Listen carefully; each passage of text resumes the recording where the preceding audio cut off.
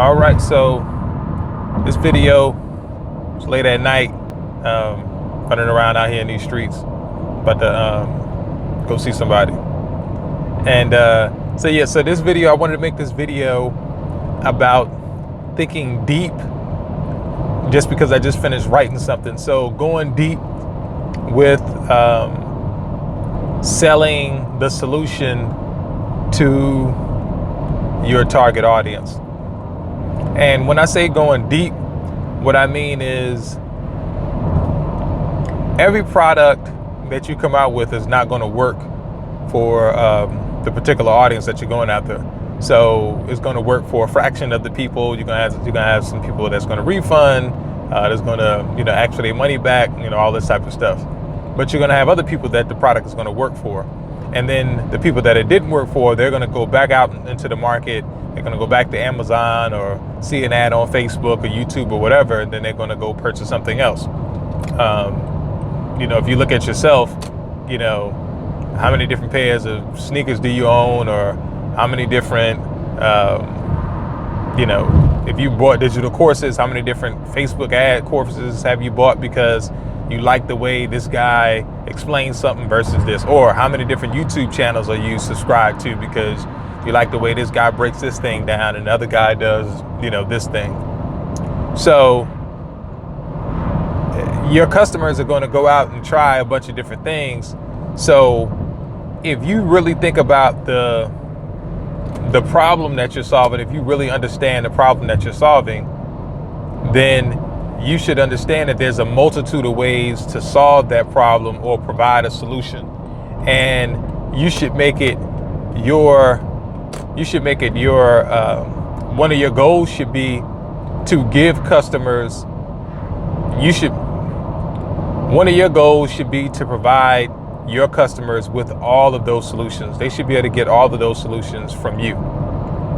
So I'll give you an example. What do I mean? I'm going to use hair extensions as an example. I'm going to use a beauty product for this example. So if you sell hair extensions, you should also be selling people maybe a way for them to dye the hair, or hair that already has color in it. So, sell them black hair, sell them blonde hair, sell them blue hair, sell them hair that already has highlights in it, and then also sell them wigs. If you're selling them wigs, then sell them the wig cap, sell them the thing that protects the wig at night. All of the different things that is in that family, or is in that whole wheelhouse, or is in that whole ecosystem, is in that whole solution ecosystem. You want to sell them all those things. And then you may have heard people talk about a product may need a gimmick. So gimmicks aren't easy to come up with. They typically take some sort of they typically take research. So and when I say gimmick, I mean it in the most positive way. But for instance, you hear people call a cell phone a cell phone. Well, what the hell is a cell? What the hell is a cell for the phone? I don't know what that is. I don't know if it's the battery. I don't know what the hell a cell is in a cell phone. Or we call it a mobile phone.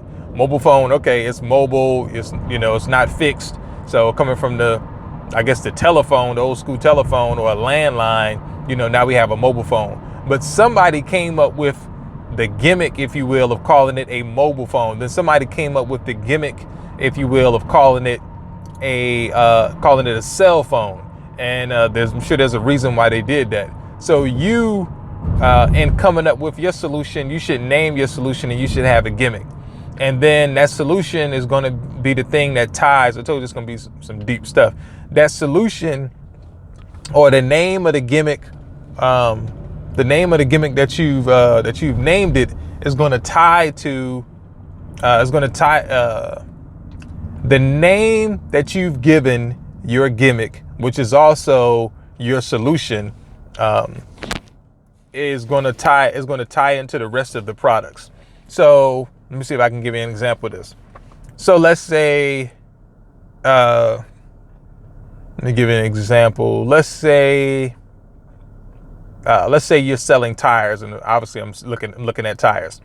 And let's say that you say that the number one reason why tires run out, the really more reason why tires, what is it? What is it that when you're driving around on tires and basically the tread, so the basically tires wear down. So the number one reason why tires wear down is because of is because of road heat or something like that. So basically you have this whole, so it's like, oh, okay, well, yeah, that makes sense. So road heat, the tires are, or whatever it is, you come up with this gimmick. So road heat is your gimmick.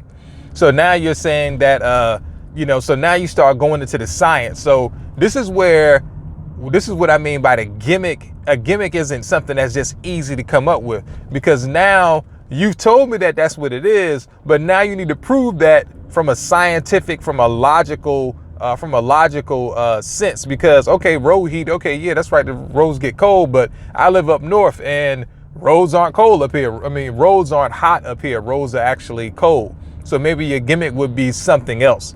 I don't know what it is, but your gimmick was going to be whatever. The reason why I say this gimmick the reason why I said it gets hard is because you now need to have science. So you're actually studying what happens between the road and the tire. So there's some sort of, I just came up with it. So you have, you could call it fault fiction or something like that. So like fault for asphalt, and then friction. So fault friction. So nobody talks about fault friction, and fault friction is the number one thing that's causing tires to wear down. So basically when you buy our tire, you don't have to worry about fault friction. Fault friction typically wears tires down. There was a study that was done. See, this is all of the, like, I'm making this up, but I'm not making this up. So I'm actually quoting real references, even though I haven't quoted anything. But you would be quoting real references from scientific research, people that you respect in the tire world if you're looking for tires. So I don't really know, but I know maybe like Motor Trend is probably like a big one. Maybe you start naming some high-end manufacturers, or whatever it may be. But that's pretty much what you're going to have to get to, is finding a gimmick. Then from there, you can keep talking about fault friction and how when you do this to your tire, this solves fault friction, and fault friction this and fault friction that. And then you reveal to me what fault friction actually is. And then I'm like, oh snap, like that makes so much sense. Fault friction is worse in southern climates versus in northern climates, but you still have, fault friction and yada, yada, yada, yada, yada. This whole thing about fault friction.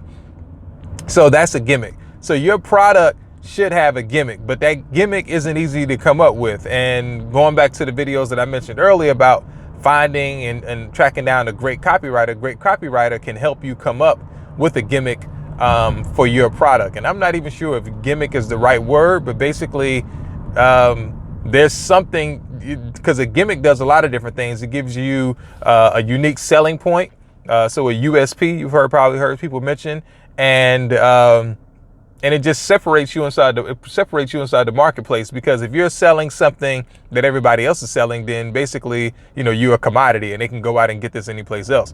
But they can't go out and get fault friction. They can't go out and get fault friction or anti-fault friction from anybody else, because nobody else is selling that. Nobody else has done the research. And that's why this thing has to be real, because if I'm one of those buyers where I'm just like super critical and I'm going to go research, I may not be able to research fault friction because that's something that you came up with, but you did tell me in the research that, I don't know, that tires, that the friction between the tire and the asphalt, like basically I'm just making this stuff up. Let's say tires wear because of heat that exceeds, let's just say 100 degrees, right? 100 degrees. Well, when you combine fault friction, and I do know that there's friction between the road and the tire, when you combine that, then the tires heat up to, let's say,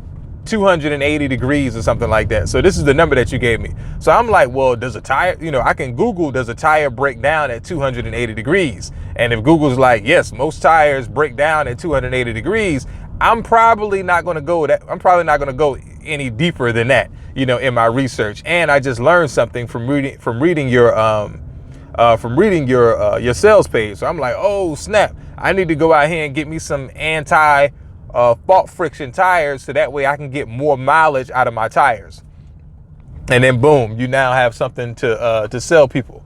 So now, not only can you sell me on, fault friction tires, maybe you don't even actually sell tires. Maybe you just sell something that allows me to spray on my tires that's like anti-fault friction. It could be anything.